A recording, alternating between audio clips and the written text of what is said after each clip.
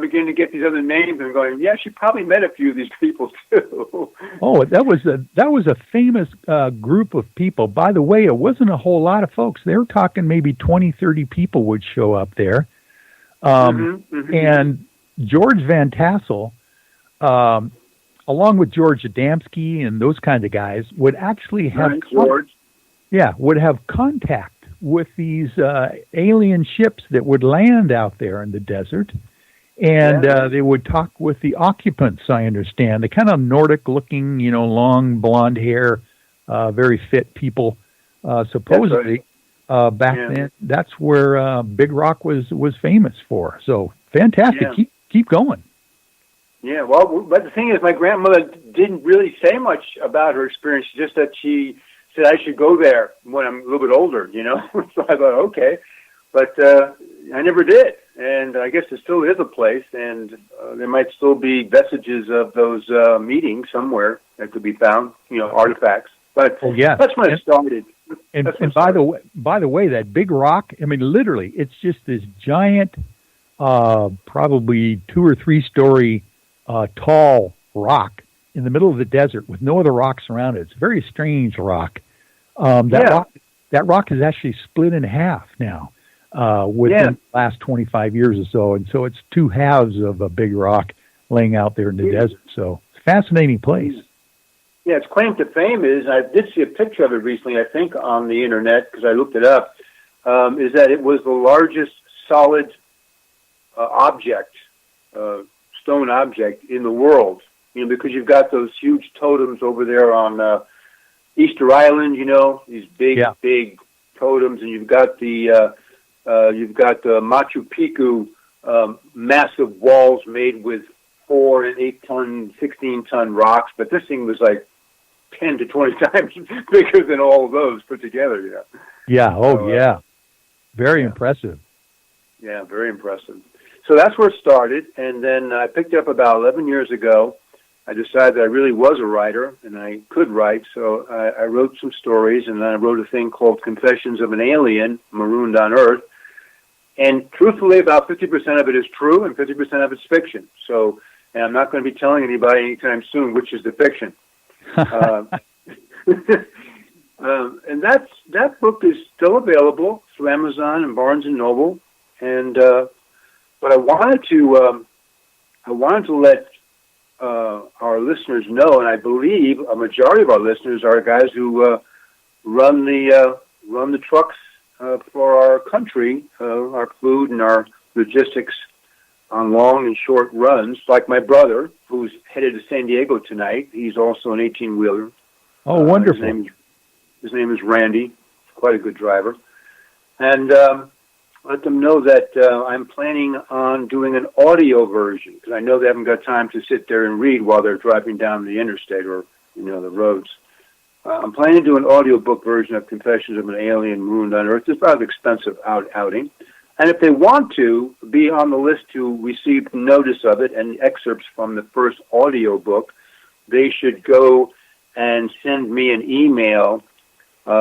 Just send me an email at audiobook@chazvanheydenbooks.com. I'll repeat that later a couple of times so we can get it. Audiobooks at chazvanheydenbooks.com. And my name is spelled if you go up to Amazon and you look up Exile to Earth, which is a later version of the same story, you'll see my name spelled correctly. I'm not going to try and spell it over the phone. But, so I've been writing, blogging, and essaying. I've got essays about our planet versus their planet in one of my books, and that kind of thing, yeah. Oh, fascinating. Now, this alien that's marooned on our planet, does he have a name that we can just kind of stick in people's mind to look out for? Oh, yeah. What's the character? Oh, yeah. You see, when I was younger, I did one thing that other guys didn't do. I liked to dance with the girls. Very rarely would the guys in my age bracket want to dance with girls. They kind of, girls, right? And they're kind of like, you throw a softball like a girl, Yeah. And so I'd be very friendly with girls. And at the time, Elvis was still very popular. Actually, he was quite popular. He was coming into his own. And so I called the main character, or anti-hero, I call him, Elvis Apolliani. I like it.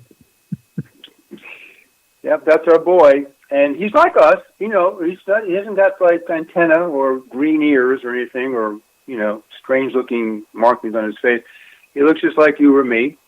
And he goes to a college, he tries to get educated, but he doesn't feel really right with what's going on in the social aspects of his life. He doesn't really get along otherwise than dancing with girls very well. He doesn't really understand them because he's only had a little bit of contact, with dancing with them. But he doesn't really understand the wars. He doesn't understand the fights between different social groups and the pogroms. When the whole society, like the Bosnia thing, was going on 10 years ago, when there was ethnic cleansing, all that. So he didn't dig it. He was very much against it, and he was very much upset by it. So he's kind of like not really with the program. He doesn't really want to be here on Earth. And then he finds out that he's not from Earth. And the way he finds out is he runs across another guy on campus who doesn't know also that he's from the same planet. And he goes into temporary shock. Yeah. Just freezes, colder than, a dead mackerel. And that night, he has a very, very bad nightmare. But in the nightmare, he's sweating through it. He comes to realize that why he doesn't really care for this planet is because he's an alien from another planet, and he got here because he had supposedly committed a whole bunch of major crimes, like killing a major government official, incest with his sister, blah, blah, blah, blah. And, and so that nightmare kind of trigged for him the reason he's here. And then it starts a whole series of events that, of course, unfold during the rest of the novel. Oh, man. Chaz, you're a great storyteller just by telling us the story right now. I can imagine, how this thing is written in novel form. This is going to be interesting. And, of course, on a college campus, that's the perfect place for anyone to wake up, and get exposed to different things about yourself. So it's kind of interesting, then, apropos that you put that scene, while he was in college. Yeah. Well, it moves along. It's very fast reading. I don't do a whole lot of descriptions like some authors do. They take a lot of time to set the scene and tell about the person's background and who they know and all that. No, it just moves right through. It has a lot of activity. Yeah. Well, I like to write myself. I've got a few books up on Amazon myself, but I think your strategy that you don't insult your reader by explaining everything for them, because their mind is the theater that you can't mess around with, and they'll just fill in some of these amazing blanks if you lead them in the right direction. So I think that's fascinating the way you do that. Yeah. Now, can I do one of these special little, I guess we'll call it an exciter.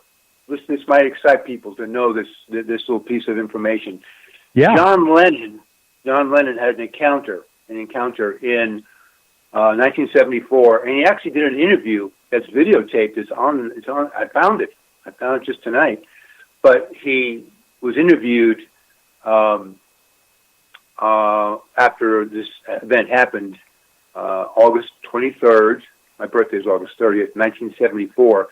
My actual encounter was about, according to my chronological understanding of my memory, sometimes my memory's off, would have been about 5 years earlier. No, excuse me, 5 years later, 79. Would have been 79. In Los Angeles, which I'll explain later. But he described it in detail. The girlfriend he was with at the time, and it wasn't Loco Ono. No, it was May Pang. That's a pun, by the way. Loco Ono.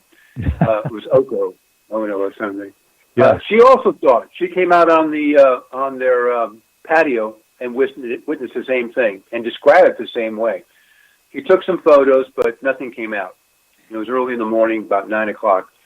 So he talks about it, and it's actually mentioned on one of his songs that was released after he died. And that song was "Nobody Told Me," where he sings, "There's UFOs over New York, and I ain't too surprised." Yep. That's one of the lines.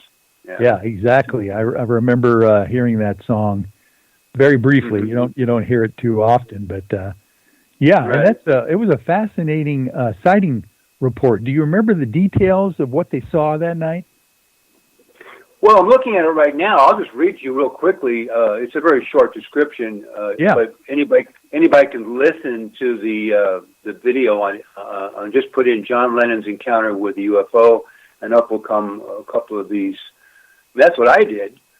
I was lying naked on my bed when I had this urge. So I went to the window, just dreaming around in my usual poetic frame of mind. There, as I turned my head, hovering over the next building, no more than 100 feet away, was this thing with ordinary electric light bulbs. That's how we described it, flashing on and off. Round the bottom, one non-blinking red light on top. So that was his succinct. But then May Pang, his girlfriend at the time, comes out and she says, as I walked out onto the terrace, my eye caught this large circular object coming towards us.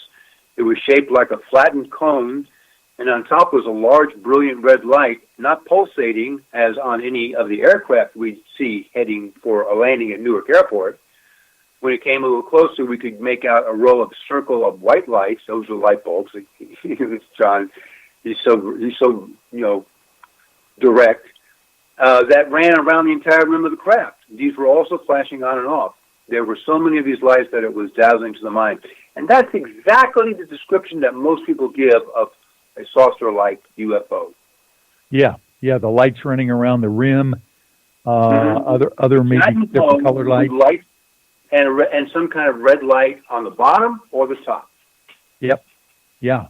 Was this their sighting from the Dakota Hotel where John Lennon was killed? I think, yeah. It looks like they're in a hotel because right next to them is a very, very tall building. And I would say, I think you're right. Yeah, fascinating stuff. Oh, my goodness. Well, thanks for sharing that because, there's some young millennials out there that don't really know that John Lennon was a Beatle, let alone he saw UFOs back there in the 70s. So fascinating. Yeah. And there's another song, Fleetwood Mac, which is a little bit before the millennials. You Got Me Hypnotized. It's all about them, down in Mexico and the sightings down there. That's another song. Oh, interesting. I hadn't realized that. Fantastic. Yeah. Maybe you'll play it later, as if you go to commercial. Maybe we can get it and play a little bit of it. It's cute. Yeah, wouldn't that be interesting? Cool. Okay, and that's Fleetwood Mac. Those guys, of course, are iconic as well. So. Well, they're in Nashville. They're coming to town in about 2 days. I think, or this week. Maybe it's happening tonight. Oh, I think wow! It might be in tonight. Yeah. What a timely thing that we brought them. Or you brought them up just as they're showing up in the Seattle area, or no, they're showing up in your neck of the woods, right? Is that what you're saying? Nashville. Yeah, I was trying to see if I could get tickets for them, but it's just not impossible. It's almost impossible within last week or so without paying a very huge premium. Oh, I'll bet. Now that brings up a really cool thing that I need to bring out about you as well, Chaz, is the fact that you actually live in Nashville, Tennessee, very close to Nashville, in one of the suburbs out there, right? Yeah. Yeah, I live in a place where Andrew Jackson had a huge ranch. It was called Hermitage, and he had slaves and so forth. And he was a cotton grower, just like anybody else in the South was. Yeah. And how far away is Hermitage from downtown Nashville? About 15, 16 miles. Oh, nice. Okay. Yeah. And now I know you're a musician as well as a writer and author. Right. Tell me what it's like actually living in